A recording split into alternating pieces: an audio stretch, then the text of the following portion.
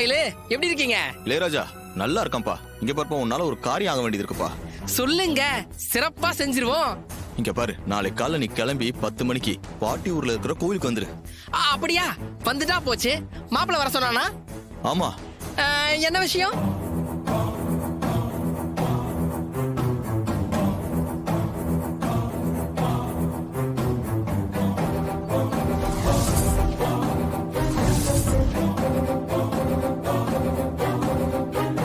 நான் கொஞ்சம் ரொம்ப பிஸி.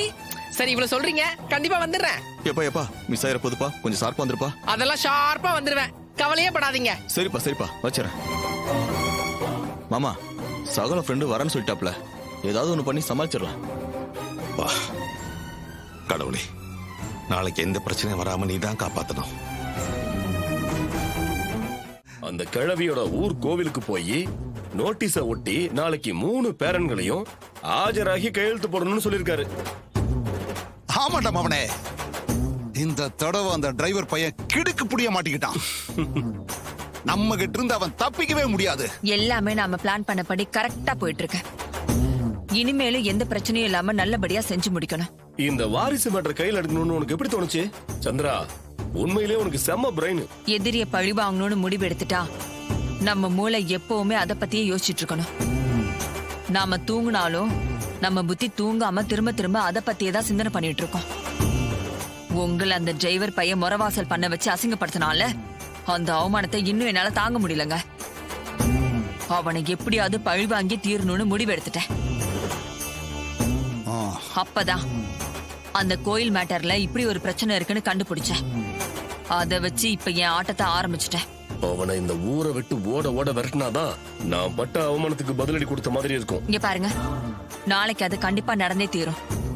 என் அக்கா காரியா அவனை வீட்டை விட்டு துரத்திடுவா பாருங்க. மருமகளே, எனக்கு ஒரு சந்தேகம். என்ன சந்தேகம் மாமா? இந்த டிரைவர் பையன் வழக்கம் போல அவனுக்கு டூப்பா நடிப்பான்ல ஒரு லூசு பையன், அவனை கூட்டிட்டு வந்து ஏதாவது கோல்மால் பண்ணி கையெழுத்து போட வச்சிட்டானா அப்புறம் நம்ம என்ன பண்றது? அந்த ஆங்கிள்லயும் நான் யோசிக்காம இருப்பேனா மாமா? அந்த லூசு பையன் நாளைக்கு வந்தா அவனை வர வழியிலேயே மடக்கி இங்க வர விடாம செய்யணும்.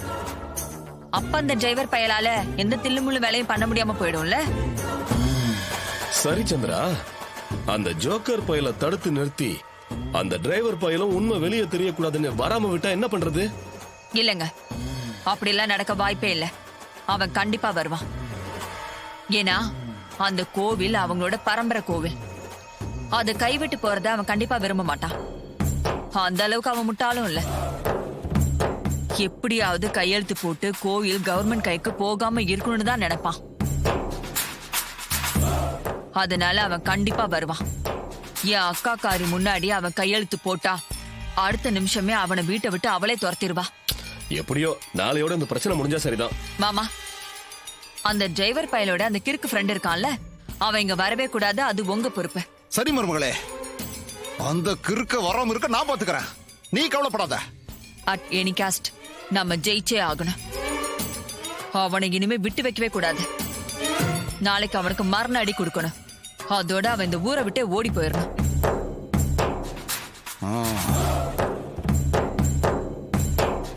என்னங்க, பத்திரிக்கைய சாமி கிட்ட வச்சு படைச்சு அப்புறம் குலதெய்வம் கோயிலுக்கு போய் பத்திரிக்கைய வச்சு பூஜை பண்ணிட்டு எல்லாருக்கும் கொடுத்துடலாம்.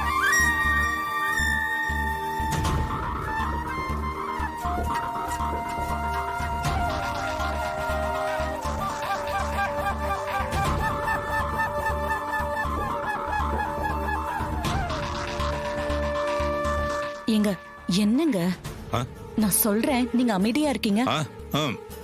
செஞ்சிடலாம்.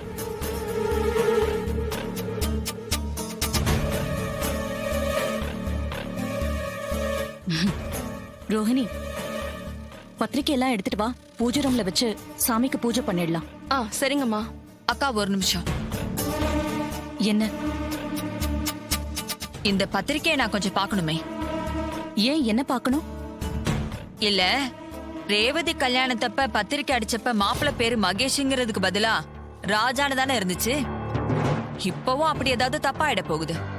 அதுக்காக தான் ஒரு தடவை பார்க்கணும்னு சொல்றேன்.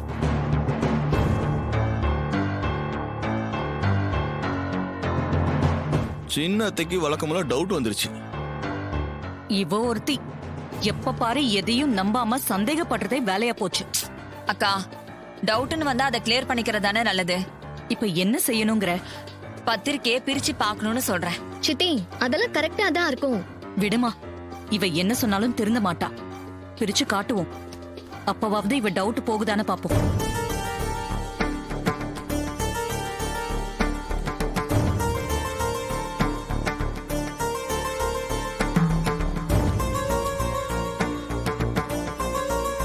சந்திரா, இத பாரு. பொண்ணு பேரு துர்கா, பையன் பேரு செல்வம் தான் போட்டிருக்கு. பாரு.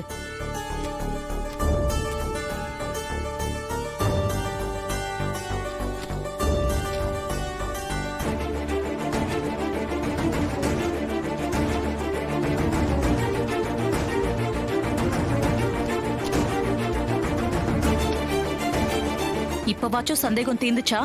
அக்கா, எதுக்கும் நடுவுல இருந்து ஒரு பத்திரிக்கையை உருவி படிச்சு பார்க்கலாம். இரு, நானே பாக்குறேன்.